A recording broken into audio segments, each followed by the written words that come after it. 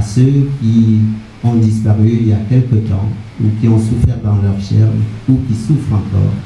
du fait de la catastrophe. Et sans vouloir mélanger les choses, je veux dire que ce livre vient du concours de plusieurs plumes, à la fois intérieures, je ne veux pas dire locales, mais intérieures, surgies du Cameroun profond. Et ces plumes ont dit leur opposition à l'entreprise de mort conduite par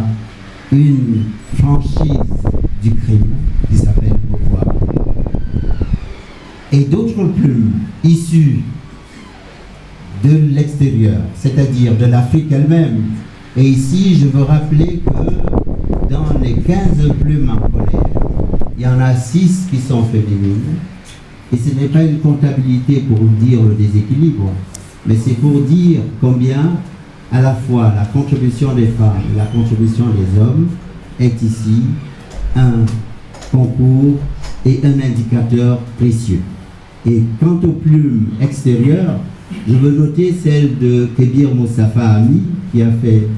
la préface de cette œuvre, qui est absent aujourd'hui parce que retenu aux États-Unis, où il doit délivrer un enseignement annuel, et malheureusement il se trouvait dans cette période. Elle m'a chargé de vous remercier en son nom pour l'invitation que le ministre lui a transmise. C'est l'invitation du peuple camerounais, et elle l'honore, elle lui demande un supplément d'effort, et je crois qu'il reviendra le moment venu. Il écrit dans cette préface qu'il y a une chose qui est importante, c'est la lecture, et que dans l'islam qu'il pratique, il y a une phrase liminaire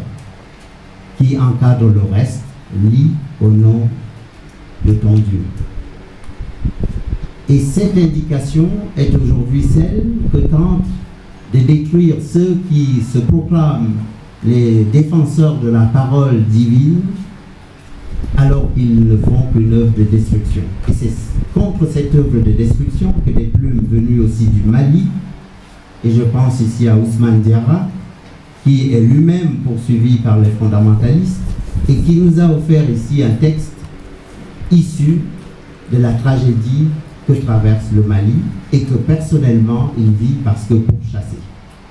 Je n'ai pas hésité à lui apporter mon concours, je n'ai pas hésité non plus à transmettre à mes amis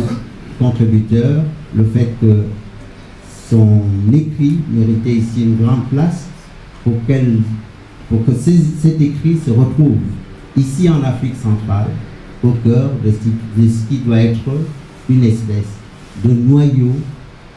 je ne dirais pas noyau dur ou noyau faible, mais vous choisirez le métal, mais le noyau à partir duquel nous dirons l'approfondissement de nos destins collectifs qui sont liés, et que ces destins collectifs font en sorte que lorsqu'une menace est vécue par un, elle est une menace pour tous. C'est donc pourquoi, en dehors du Maroc, dont une autre plume, poétesse celle-ci, est faite par Rabia Marouche, en dehors du Maroc, il y a d'autres plumes. On a parlé de Bombay, du Sénégal. Il y a d'autres plumes venues de l'extérieur, notamment de la Suisse, qui n'est pas un pays qui croule sous les attentats, mais qui en a une expérience, non pas seulement actuelle, mais dans la longue durée. La longue durée à laquelle le ministre nous invite, non seulement pour des projets, mais aussi pour nous rappeler ce qui a été une menace pour les hommes, une menace pour l'humanité. Et toutes ces plumes, pour résumer, parce que ma mère me disait, quand tu prends la parole, il faut avoir pitié des oreilles. Donc je vais avoir pitié des autres, je vais imiter la sobriété du ministre et celle de Gaston Pellman,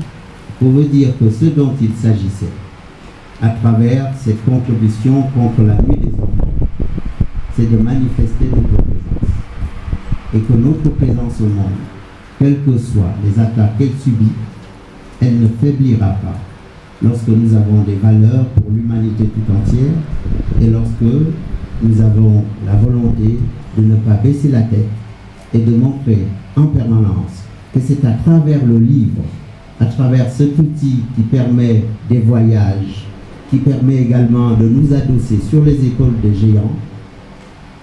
à travers dont le livre, nous pourrons nous considérer comme des vainqueurs, mais tous ensemble pour le meilleur. Merci.